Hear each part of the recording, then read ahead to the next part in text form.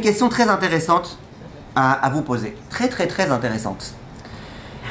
Disons que Shabbat tombe après Yom Tov. Donc on a 2 jours consécutifs. Shabbat tombe après Yom Tov. Et disons que j'ai des vêtements de Shabbat, des vêtements de Yom Tov. Ou disons que je suis une femme, tout simplement. Une femme, elle ne va pas rester chas v'shalom avec le même vêtement et pour Shabbat et pour Yom Tov. Évidemment, elle va se changer. Donc, une fois que Yom Tov est sorti, évidemment, est rentré, excusez-moi, évidemment, j'ai le droit de me changer. Question, est-ce que 1 heure avant l'entrée de Yom Tov, est-ce que 2 heures avant l'entrée de Yom Tov, j'aurai le droit de mettre mes vêtements? Au passage, il y a la question de la douche aussi. Dans les cas dans lesquels on autorise de se doucher, c'est pas mon sujet maintenant, mais dans les cas dans lesquels on peut autoriser de se doucher, tu sais très bien que tu te douches maintenant 2 heures avant, parce que tu comptes être vraiment bien belle, propre pour Yom Tov, et tu veux te mettre maintenant tes vêtements que tu n'as pas mis Shabbat et que tu comptes mettre pour Yom Tov, et tu les mets maintenant parce que juste après tu comptes sortir pour aller manger ton repas, je sais pas où. Bref, tu es en pleine préparation a priori.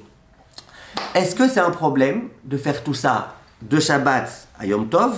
N'oubliez pas que Shabbat c'est plus ramour que Yom Tov. Exprès je prends un cas. Exprès je prends un cas. Excusez-moi. Alors venez exprès, on prend un cas un peu choquant. De Shabbat à Yom Tov. On sait que Shabbat c'est plus ramour que Yom Tov. Et là on va vers Shabbat. Non, c'est Shabbat et après on va Yom Tov. Donc même si tu me dis j'ai fait Eruv Tafshilin, Bracha Levatalat, ton Eruv Tafshilin, ça n'existe pas de Shabbat à Yom Tov. C'est que de Yom Tov à Shabbat. Donc qui est-ce qui veut autoriser? J'ai besoin d'une courageuse là. Ah, Mamou. Moi je pense que. Non, moi je pense que oui. Et de Shabbat à Yom Tov, vous étiez courageux la semaine dernière avec vos tables là. Moi je pense qu'à partir du moment où ça fait plaisir, où on a le plaisir de le mettre, alors on ne fait pas ce calcul. Très bien. Ça reste dans le Qui est-ce qui veut rajouter quelque chose? Ça reste dans le Kodesh. Est-ce que c'est très bien. Est-ce que c'est une façon habituelle aussi de faire les choses, de se préparer à l'avance comme ça pour... Oh, vous dites, même en semaine, j'attends pas que Shabbat soit entré pour mettre mes vêtements de Shabbat. Je dois vous dire, c'est très joli ce que vous dites. Alors regardez, les maaseh, les poskim, ils autorisent. Les maaseh, les poskim, ils autorisent pour plusieurs raisons. L'une des raisons, c'est ce qu'elle a dit la rabbinite, qu'on a le droit. Pourquoi? Parce que on va profiter de ça pendant le Shabbat lui-même. Pendant Shabbat lui-même, tu vas avoir des beaux vêtements et ça te fait plaisir d'avoir des beaux vêtements. Donc Shabbat lui-même, tu as mis des beaux vêtements. À part ça, il y a ce que vous avez dit que c'est l'habitude. Et donc c'est pas un problème. Les poskim, ils veulent dire que c'est pas un problème. Maintenant, le Rav Rubin, il pose quand même une très bonne question. Le Rav Rubin, il pose quand même une bonne question. Il dit, lorsque, donc concentrez-vous bien, lorsque Shavuot, la fête de Shavuot, tombe un Motzei Shabbat. On sait qu'à Shavuot, on a l'habitude dans les Bate Knesiot de mettre des fleurs, de mettre tout type de feuillage, etc. Est-ce que j'aurai le droit pendant Shabbat de mettre les fleurs et les feuillages et tout dans le Beit Knesset, vu que dès que Motzei Shabbat va arriver, ça y est, c'est Shavuot, c'est la veillée, c'est tout ça. Est-ce qu'on a le droit ou pas? Bien, le Mishnah Berurah dit t'as pas le droit. T'as pas le droit. Pourquoi? Achana.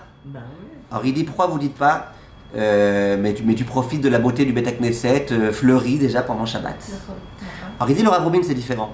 Le Beit Knesset il est jamais fleuri à part à Shavuot. Le Beit Knesset il n'y a que à Shavuot qu'on le fleurit. C'est pas comme toi tu t'habilles pas que Yom Tov, tu t'habilles aussi Shabbat. Et même si tu as des vêtements spéciaux de Yom Tov, mais ça va, ça peut t'arriver parfois Shabbat de les mettre quand tu as une occasion. Donc le fait de s'habiller, ça s'appelle pas achana, c'est un acte tout simple, un acte tout bête, un acte que tout le monde fait, un acte dont tu profites déjà maintenant. Donc pour toutes ces raisons-là, les poskim me disent qu'il n'y a pas de problème. Quand tu fais quelque chose qui est vraiment une chose spéciale de Yom Tov, qu'il n'y a qu'à Yom Tov qu'on fait, jamais à Shabbat, et tout le monde voit qu'on fait ça, et en plus c'est devant tout le monde.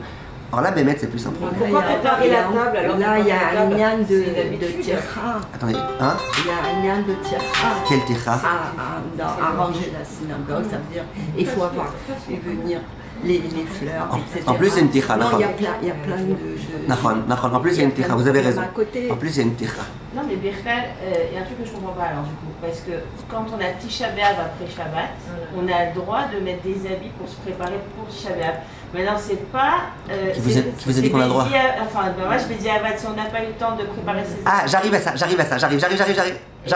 Et là, c'est pas un kiff de Shabbat. D'accord, j'arrive à ça. D'accord, j'arrive à ça. C'est que les chaussures qui sont autorisées pour les hommes quand ils sortent. Vous allez voir, on va arriver. Venez, on s'embrouille pas. Ouais, mais venez, on s'embrouille pas. Donc ça, c'était pour l'instant la halakha des vêtements. C'est clair? Maintenant, j'ai une autre question. Un peu dans le même ordre d'idée, j'aimerais savoir ce que vous en pensez. Disons une femme qui doit... Donc on a encore une fois, disons Yom Tov après Shabbat ou Shabbat après Yom Tov. Ça ne change pas grand-chose. Une femme, elle doit aller au mikvé. Donc à l'issue de Yom Tov, qui est veille de Shabbat. Ok? Donc toutes les khafifot, elle a appelé son rav avant pour savoir quand est-ce qu'on faisait, quand est-ce qu'on faisait pas, qu'est-ce qu'on faisait. Là c'est de Yom Tov à Shabbat. Par exemple, venez on prend cet exemple-là, par exemple. J'aurais pu prendre l'exemple inverse. Mais j'aurais pu prendre l'exemple inverse. Maintenant, chez beaucoup de Sfaradim, la coutume, c'est de se tremper à Ben Hashmashot. N'est-ce pas? Ça veut dire quand on se trempe vendredi, à cause de problèmes d'eau chaude et compagnie, la coutume chez beaucoup de Sfaradim, c'est de se tremper à Ben Hashmashot. Ça veut dire quand il ne fait pas encore nuit. Ok? Question. Est-ce que, maintenant, tout le monde sait très bien, donc disons que c'est Yom Tov, après ça va être Shabbat. Tout le monde sait très bien qu'elle se trempe pour quand? Pour Motzei Shabbat. Elles sont jour de... Excusez-moi, pour vendredi soir. Elles sont mikvé, c'est vendredi soir. C'est pas jeudi c'est pas vendredi en journée, c'est vendredi soir. Quand est-ce qu'elle pourra retrouver son mari? Que vendredi soir. Donc tout ce qu'elle fait maintenant, elle le fait pourquoi? Pour vendredi soir. Est-ce que vendredi, alors qu'on est en plein Ben Hashmashot, vous lui autorisez à se tremper ou pas? Réponse? Oui. Pourquoi oui? Qui est-ce qui peut me dire pourquoi oui? Alain Vergel, senior. Pourquoi oui? Pourquoi oui? Parce que justement, dans ce sens, on comprend. C'est un doute. Oui. Dans le sens inverse, Parce que le sens inverse, c'est plus compliqué. Si c'est ça, dans le sens inverse, c'est dur à accepter. Parce qu'on est dans Shabbat. Et Ben Hashmashot, on autorise vendredi soir Ben Hashmashot parce que justement, il y a par rapport à le problème de l'eau chaude, tout ça. Mais là, si on est dans Shabbat, justement, on est dans Shabbat, donc on peut mieux attendre Motzei Shabbat. Dans ce cas-là, vous avez raison. Il y a un truc qui n'est pas connu. C'est quoi le problème? C'est le chaud? Non, c'est préparé. C'est que tu te trempes quand Shabbat n'est pas encore rentré et tu le fais pour Shabbat.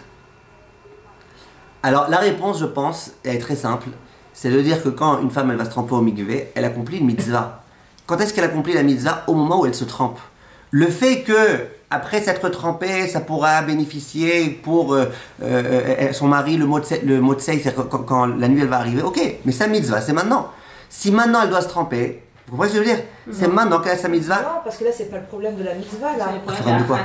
Mais même pas, c'est le problème de l'eau chaude pendant Shabbat. Si on est Shabbat. Ben Hashmashot, on est d'accord. Ah, vous avez raison. Il vaudrait mieux attendre Yom Tov. Nachon, vous avez raison. Donc le sens inverse.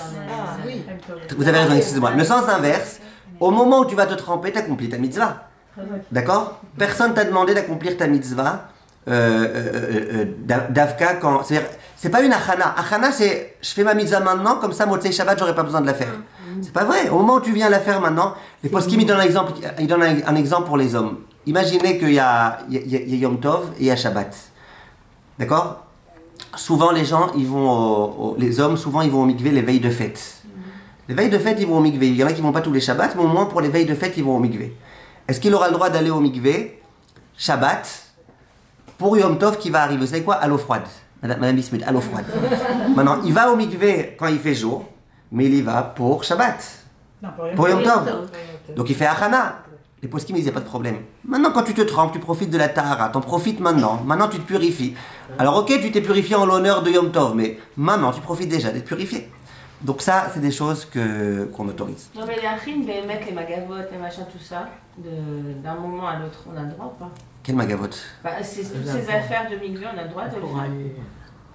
Voilà, non, si c'est pas des trucs mouktsé, ben l'amour. Puisque c'est la façon de faire. Eh ben, vous préparez pour maintenant, vous préparez pour le moment. Non, je ne prépare pas pour maintenant, je prépare pour le moment. Pour Ben Hashmashot. Ok, vous préparez. Moi, je pense que c'est bécédaire. En plus, elle a raison, Noah, c'est la façon de faire. La façon de faire quand tu vas au mikvé, c'est de prendre des choses avec toi. Donc, tu T'as pas pris parce que tu veux pas avoir besoin d'aller prendre Motsei Shabbat ou... C'est maintenant le moment qui te convient d'aller. Alors du coup, les affaires de Motsei Shabbat, on les laisse là-bas ou on les reprend? Ça, on avait dit pas Motsei Shabbat. Une fois que la femme elle s'est trempée... Elle a le droit de les ramener, on avait dit ça. On avait dit, c'est la façon...